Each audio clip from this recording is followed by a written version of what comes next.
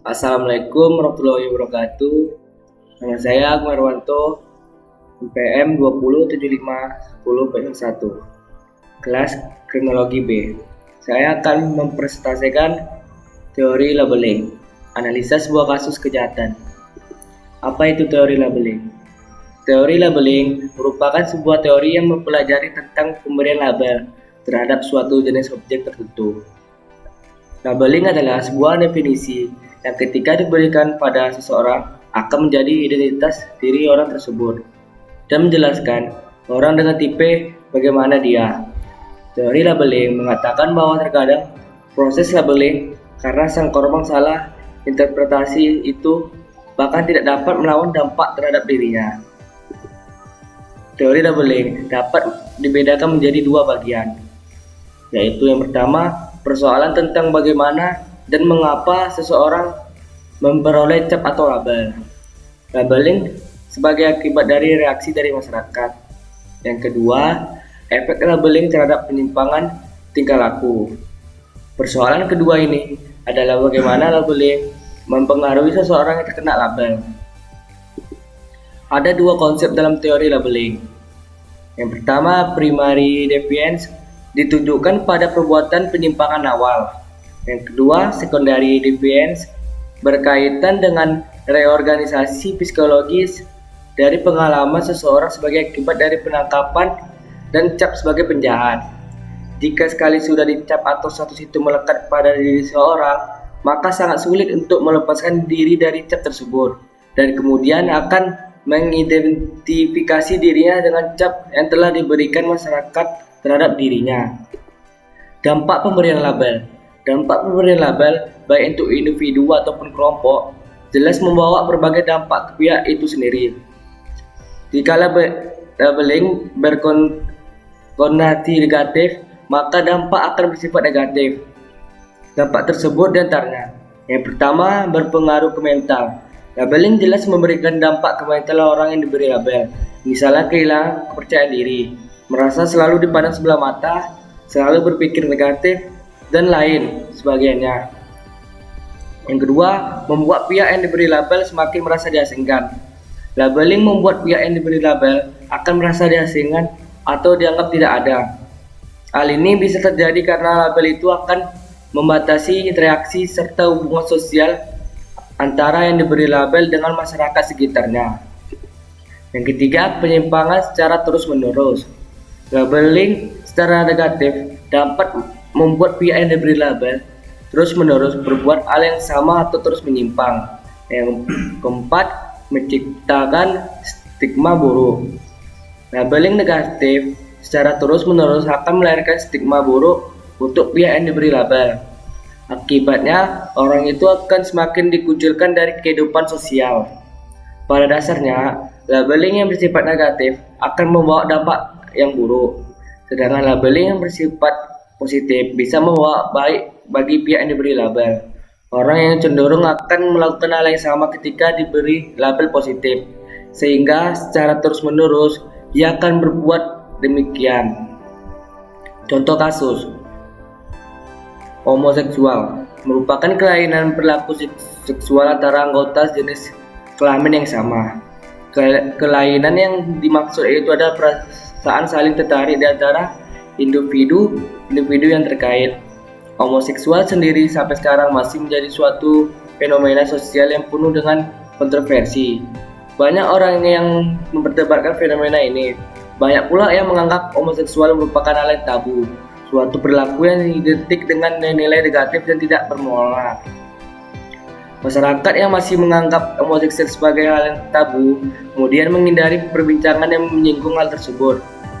Homoseksual selalu diidentik dengan laki-laki yang suka dengan laki-laki. Tetapi sebenarnya homoseksual sendiri bukan hanya laki-laki yang suka dengan laki, melainkan juga perempuan yang suka dengan perempuan. Jika perempuan yang suka dengan perempuan dinamakan lesbian, maka hubungan antara laki-laki dengan laki dinamakan gay. Perilaku gay memang dianggap masih tabu di Indonesia, dan mereka yang kaum gay cenderung menyembunyikan perilaku tersebut terhadap masyarakat. Karena menurut masyarakat, gay adalah orang yang melakukan perbuatan menyimpang, seperti pada contoh kasus Di atas, seorang gay bernama Mujanto membunuh 15 orang yang ternyata teman kencannya. Berlaku gay seperti ini tentu akan menambah citra buruk bagi gay. Masyarakat tentu tidak segan memberikan sanksi sosial terhadap para gay. Sanksi sosial tersebut dapat berupa pencibiran atau pelabelan kepada para gay. Meskipun kita mengetahui tidak semua kaum gay akan melakukan tindakan nekat seperti itu. Bila kita ingat lagi kasus Rian Sejagal, manusia yang juga ternyata seorang gay, juga menambah kesan bahwa gay adalah komunitas orang menyimpang dan tidak baik.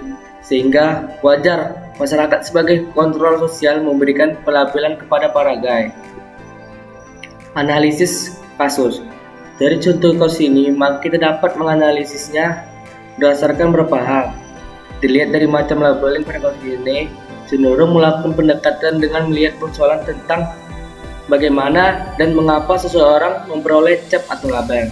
Masyarakat memberikan label buruk pada gay karena mereka secara jelas melakukan penyimpangan seksual, yaitu menyukai sesama jenis. Pada umumnya, kita mengetahui bahwa Tuhan menciptakan manusia berbeda-beda agar mereka bisa menemukan pasangan masing-masing, seperti laki-laki dan perempuan. Meskipun undang-undang tidak secara jelas menyebutkan akan larangan menyukai sesama jenis, namun norma-norma lain yang hidup di masyarakat tentu akan menolaknya. Seperti dalam norma kesusilaan, kesopanan, dan agama. Sehingga merupakan hal yang sangat wajar bila masyarakat akan melakukan pelabelan bagi yang menyimpang. Dilihat dari asumsi pelaku, yaitu tidak ada suatu perbuatan yang terjadi dengan sendirinya. Pembunuhan yang dilakukan oleh Mujanto alias Gentong terhadap 15 laki-laki dengan menggunakan racun tikus dan diketahui bahwa mereka adalah teman kencannya.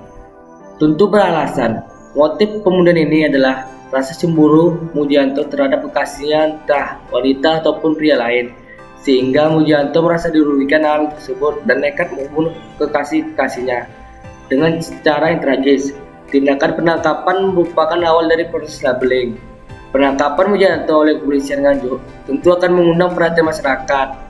Hal ini tentu akan mengakibatkan semakin banyak orang yang mengetahui bahwa Mujanto telah melakukan penyimpangan karena sebagai gay dan melakukan kejahatan karena telah membunuh kekasih-kekasihnya. Penangkapan yang dilakukan oleh kepolisian tentu akan menimbulkan asumsi publik bahwa orang tersebut bersalah, sehingga bagi orang awam hukum akan beranggapan bahwa Mujanto seorang gay dan pembunuh, dan itu akan melekat pada dirinya sampai dia keluar dari penjara. Konsep dari kasus ini teori pada primary defiance. Primary defiance ditujukan kepada perbuatan menyimpang tingkah laku awal. Awalnya Mujanto memang hanya melakukan penyimpangan seksual karena hanya menyukai sesama jenis, homoseksual.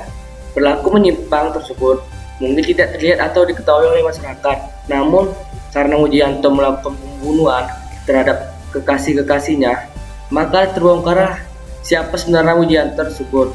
Motif pembunuhan tersebut karena Mujanto cemburu pada kekasihnya yang ternyata laki-laki, sehingga penyimpangan awal dilakukan oleh Mujanto adalah penyimpangan homoseksual. Kesimpulannya, labeling adalah sebuah teori di mana masyarakat melakukan pencapan kepada seseorang karena dia telah melakukan perbuatan menyimpang. Labeling adalah sebuah teori di mana masyarakat melakukan pencapan kepada seseorang karena dia hidup di lingkungan yang kurang baik sehingga dia mendapatkan cap dari masyarakat. Seseorang yang dicap atau dilabeling dapat berubah atau mungkin bahkan akan merasakan depresi sehingga kembali melakukan penyimpangan lagi. Homoseksual adalah penyimpangan seksual berupa ketertarikan terhadap sesama jenis. Homoseksual pada wanita disebut lesbian, sedangkan pada laki-laki disebut gay atau homo. Terima kasih. Sekian dari presentasi saya. Apabila ada kata-kata yang salah, mohon dimaafkan. Assalamualaikum warahmatullahi wabarakatuh.